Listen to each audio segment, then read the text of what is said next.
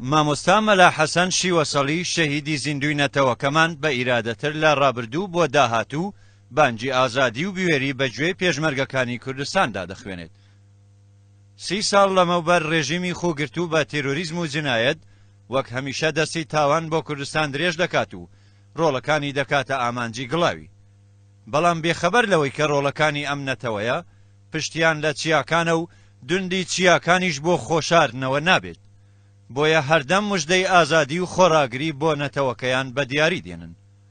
30 ساڵ لەمەوبەر لە ڕۆژی 16 سەرماوەزی 1366 تاوی دوو تیرۆریستی ڕێژیمی کۆماری ئیسلامی ئێران بە ناوەکانی سەمەد کاژەیی و حەسەن ڕەمەزانی بەهێنانی کتێبێکی بۆم ڕێژکراو بە ناوی دان چەرم و لە نووسینی جاک لەندەن کە درا بەدەستی خەبات جێڕی ناسرا و مامۆستا مەلا حەسەن شیوەسەڵی ئەندامی کومیتەی ناوەندی و فەرماندەری هێزی بەهێزی جیاڕەنگ و لە ئاکامی تەقینەوەی ئەو بۆمبەدا بەداخەوە مامۆستا هەردووک بینایی چاوەکانی و هەردوو دەستی لەدەستدا و بەشێکی زۆر لە جەستەی پۆڵای نیزامی هەڵگرت. کردەوەیەکی تێرۆریستی کۆماری ئیسلامی دەریخست کە ئەو ڕێژیمە هەتا چ ڕادەیەک دژ بە گەل و ویستەکانی نەتەوەی کووردە. ئەوەی کە دوژمن بۆچی کاک مەلا حەسەنی هەڵبژارد و ئەو پیلانەی دژی ئەنجامدا بۆ ئەوە دەگەڕێتەوە کە مامۆستا کەسایەتێکی خۆشەویست ناسرا و فەرماندەیەکی نظامی زۆر ناسراوی حیزبی دیموکرات بوو کە لە زۆربەی ناوچەکانی کوردستان چالاکی بووە و بە تایبەت لە ناوچەی سەردەشت کۆماری ئیسلامی لە دەستی وەزاڵە هاتبوو. کاک حەسەن مامۆستا و فەرماندەی سەرجەم فەرماندەکانی حیزب بوو. ئەو گەڵاڵەدا ڕێژ و شارەزای زۆربەی شاخ و دۆڵەکانی کوردستانەکەی بوو. سەدان حەماسەی قارەمانانەی لە شەردژی داگیرکەرانی کوردستاندا تۆمار کردبوو.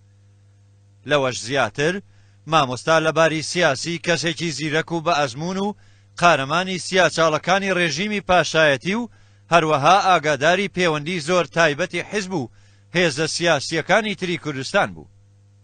لە ناو ڕێبەری حیزبیشدا وەک ئەندامی کومیتەی ناوەندی ناو و ناوبانگی مامۆستا بۆ دۆست و دوژمن ناوێکی ناسرا و دیار بوو. ڕاستە دوژمن توانی بەو جینایەتەی زامێکی قوڵ لە جەستەی حیزب و لە دەرونی مامۆستای شیوەسەڵی بکە.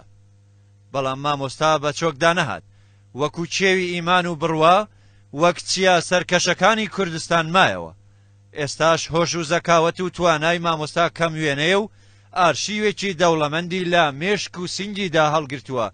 زۆر شتی نەوترا و نەنووسرا و نەبیستراوی لای مامۆستا هەیە کە کاتی بڵاوکردنەوەی نەهاتووە. ئێستاش مامۆستا وەکو سیمایەکی زۆر ناسرا و دیار حسابی لەسەر دەکرێت. آخر ئەو هاوڕێ و یادگار و جێمتمانەی شەهیدی مەزن دکتۆر قاسملوو بوو.